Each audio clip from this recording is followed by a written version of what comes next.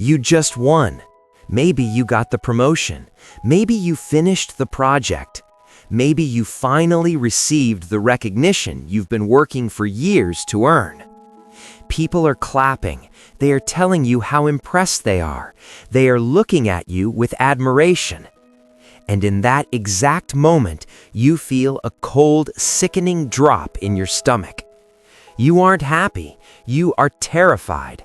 Because in your mind, this isn't a victory, it's a countdown. You feel like a thief who hasn't been caught yet.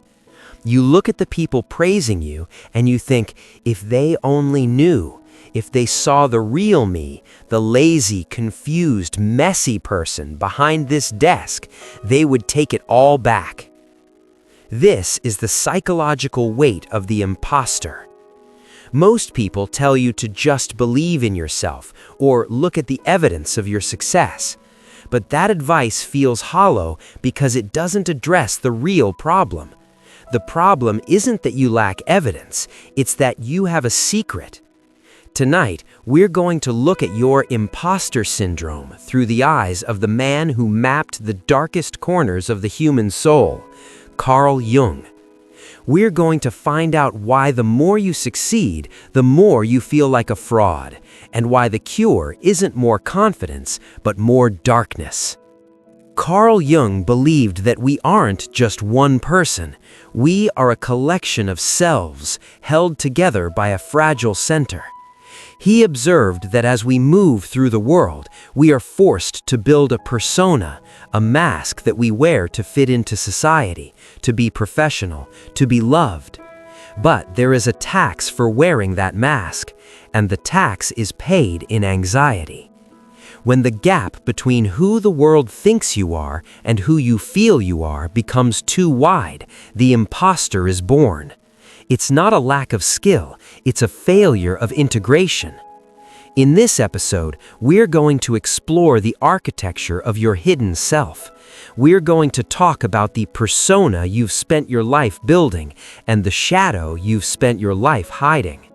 By the end of this journey, you'll understand that feeling like a fraud is actually a symptom of being half alive, and we'll look at the radical Jungian path to becoming whole.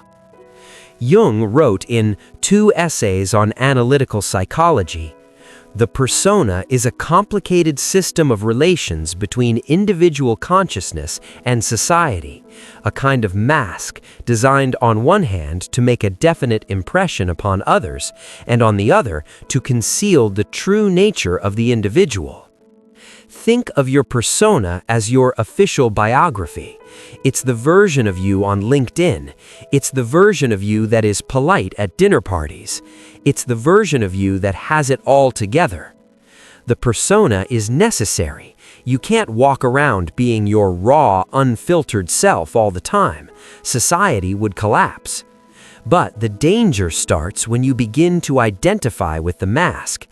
When you start to believe that the successful version of you is the only version that has value, you create a psychological hostage situation.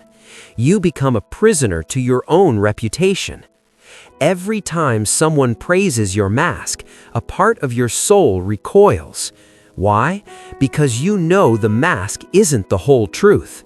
You feel like a fraud because you are a fraud, in the sense that you are presenting a fraction of yourself as if it were the total.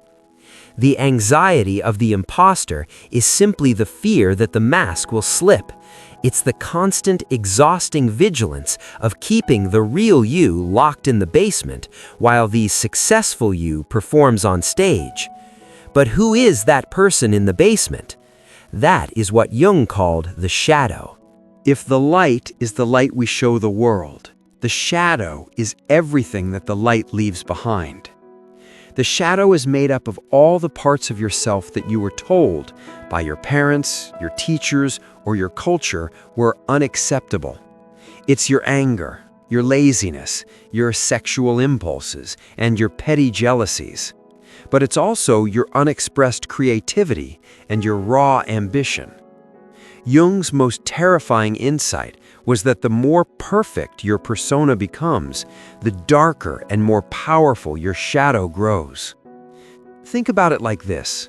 If you spend all day being the perfect leader or the selfless parent, you are repressing a massive amount of human messiness. That messiness doesn't just vanish, it goes into the basement, the shadow. Now, here is why you feel like an imposter.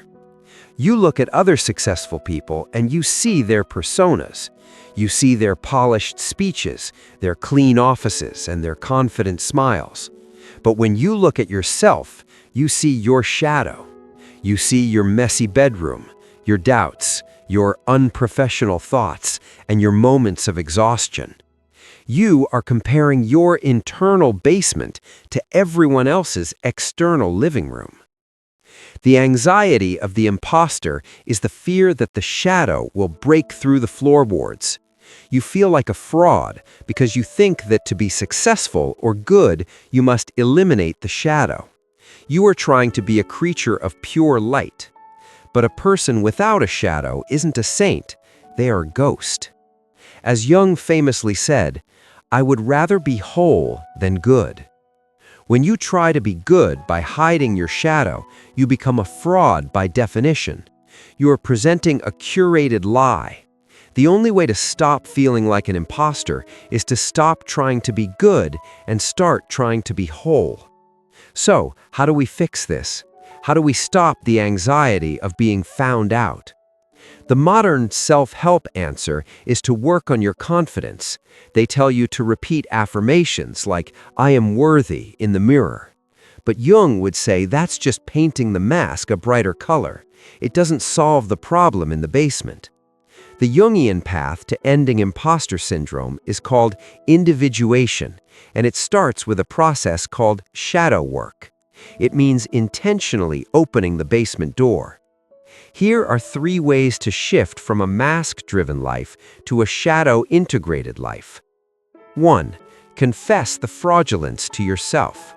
Stop lying to your own reflection. Admit that you are messy, that you are often confused, and that you sometimes have no idea what you're doing. The moment you acknowledge your imperfections to yourself, they lose their power to haunt you. You aren't a fraud anymore. You're just a human being who is learning. 2. Humanize the experts. Remember that everyone you admire is also a person with a basement. Your boss, your mentor, the person with 1,000,000 followers, they all have shadows. They all have moments where they feel like children pretending to be adults. When you realize that the mask is a universal human game, you stop taking it so seriously. You are an imposter in a room full of imposters. 3. Bring the shadow into the light. Instead of trying to be a perfect professional, try being a human professional. Share a struggle. Admit a mistake. Show a sliver of your true self in a place where you would usually wear the mask. Every time you show a part of your shadow and the world doesn't end, the gap between your persona and your soul gets smaller. And when that gap closes, the anxiety dies. Imposter syndrome isn't a sign that you are failing. It's a sign that your soul is tired of the costume. It is the anxiety of a person who is living half a life, begging to be seen as a whole human being. Jung believed that our greatest task is not to become perfect, but to become integrated. To stand in the world and say, yes, I am capable, but I am also flawed. I am strong, but I am also afraid. And both of these things are true. The fraud isn't you. The fraud is the idea that you should be perfect. Tonight, I want you to look at that cold feeling in your stomach, that fear of being caught, and I want you to realize something. There is nothing to be caught for. You aren't hiding a crime. You're just hiding your humanity. Inside this exploration, the success paradox, why victory often feels like a countdown to being exposed. The persona, Jung's map of the masks we wear to survive society. The basement of the soul, understanding the shadow and why it haunts our achievements. Whole over good, why the quest for perfection is the root of your anxiety. The integration, 3 steps to stop the mask from stealing your life. If you're feeling like a thief in your own life tonight, share your thoughts below. Just one line if you can. I am learning to be whole, not perfect. Or, the mask is getting too heavy. Or, I opened the basement door tonight. We are in the abyss together, and in the dark, the masks don't matter anyway. See you in the next quiet night, where we'll talk about the trap of comparison and why looking at others is the fastest way to lose yourself.